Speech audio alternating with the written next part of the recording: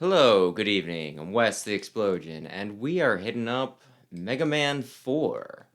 I find it kind of interesting that this is like, and I guess this is when they started doing the intros more so, right? Like, there's a brief one that's just some text, and then you scroll up at Mega Man 2. But this one, you kind of get like the recap, and then it ends with, and so Mega Man took a train to Russia to beat up Dr. Cossack. I guess my point is, with them stinking, doing like a recap, making sure that you're all caught up, even if it was very, like, very basic, just, yeah, he became a super fighting robot because something something Dr. Wily, right? It still just makes me think that, they were kind of seeing this as like phase 2 for Mega Man, so, 1, 2, and 3, where they kind of figured out what they were doing. Then 4, 5, and 6, where it feels like they're part of a trilogy. But yeah, Toadman's in this week's thumbnail, though. Because typically it's just like, put a Robot Master in, that's what I asked my brother, but Toadman's his favorite.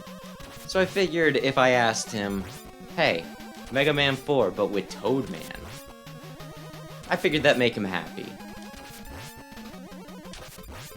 Maybe we don't need to talk about what I have to do to Toadman.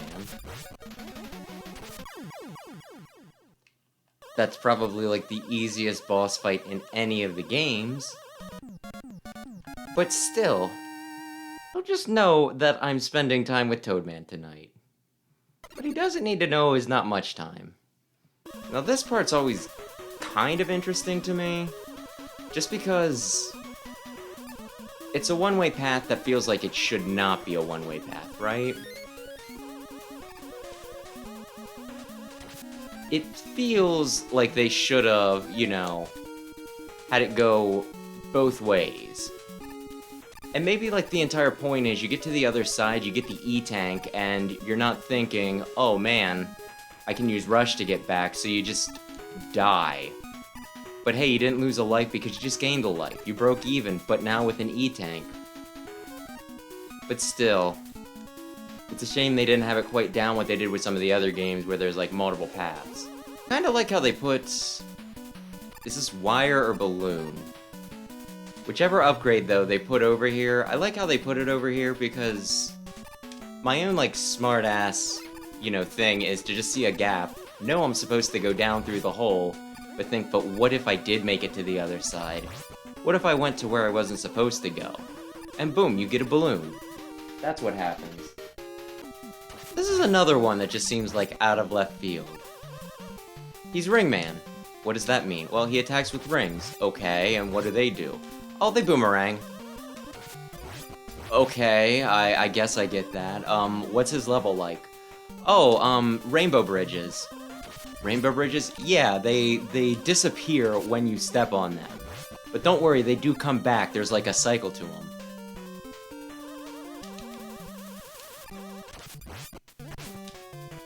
Which I'd say that does make for one of the more creative and interesting, of the NES games.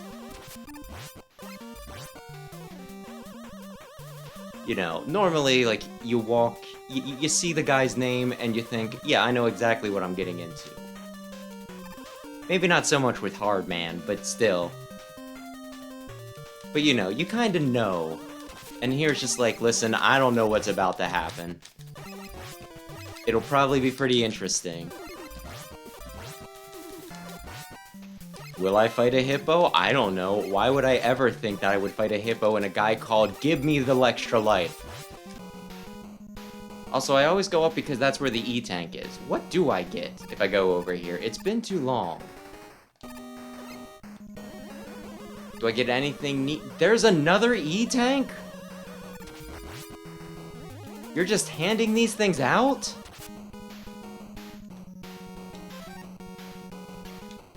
Given how often I play these games, this is like literally life-changing. Now this one's always weird to me. Because it's just like, it's very obviously a hole in the floor that you'll probably die if you go down, right?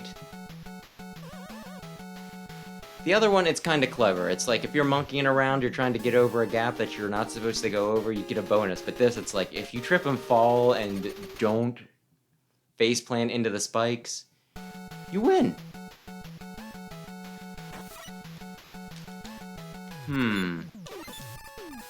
Nothing nice.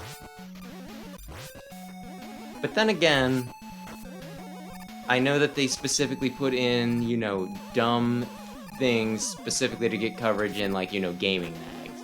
So maybe that was another thing. Avoid the pit in Dive Man stage? No!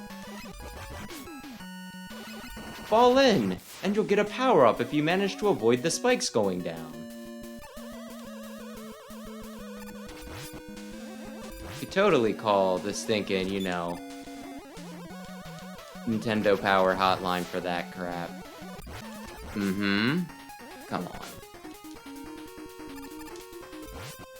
Find it kind of funny how they made, like, the ladybugs, and it's one of those things, like, what's the point of them? To be really annoying. Which, hey, that's, like, a legitimate platforming thing. I'm not even gonna, you know, like, criticize for it. I just find it funny.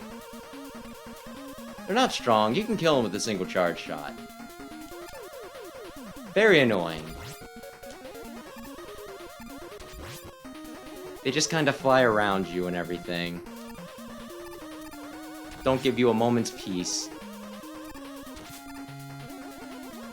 Really, if nagging could take the form of a platforming enemy, it would be the ladybugs. You know what? Let's see if this works like I think it will. Does it go through shields? It does. Screw you. I'm the best. Toadman #1. You got Rush Jet. Maybe something... I wonder if this is like punishment for you doing it in the standard order, right? Because if you did it out of order, you'd get Rush Jet a lot earlier, but it's one of those like, hey, you just did this the basic bitch way. Oh, you took care, you know, you took advantage of poor Toadman. Shooting him in his jiggly belly. Well, you get the jet last. I fell down the secret hole. I don't need to put up with this. I did that exact same thing the last time I played this game. I went down and clicked start on the stinking E-tank. Luckily this time, it didn't matter. Why didn't it matter? Because I was at full health, and as cruel as this game can be at times, as cruel as just the series can be at times, it's not cruel enough to let me use an E-tank when I got full. Very cool of you, Capcom. I appreciate it. How's it going over there, buddy? An E-tank! He loves me! Screw you, Drill Man. Screw you.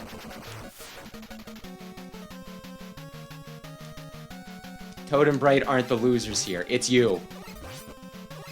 You're just not cool, frickin' Crash Man. And yet you're the one that gets the net navi. I'll never forgive you for that. Honestly, I think I beat this one without getting hit before, because it's just like you stand right underneath... Well, he's a skeleton, so maybe saying lip would be insensitive.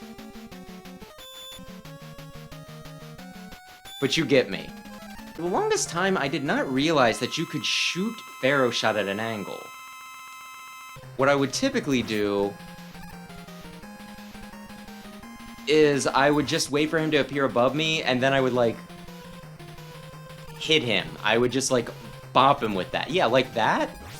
I always call these things shielders, and I'm always wondering, was there a game where they were called shielders, or is that some fan name or something that I just came up with?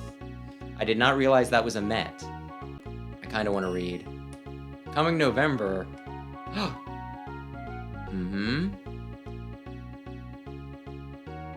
Voted best sequel for 1990.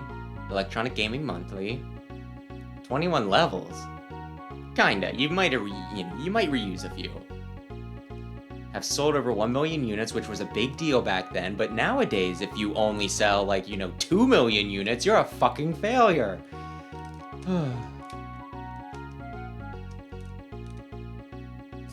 I remember when he was the most popular Capcom character. Non-violent fun for one player aged 12 to 18? What does that mean for me, who is 30-something? And what do you mean non-violent fun? You shoot people! You run into each other? It's very violent. You throw buzzsaws! One guy has drill hands that explode into bombs. You have a very funny definition of stinking non-violent.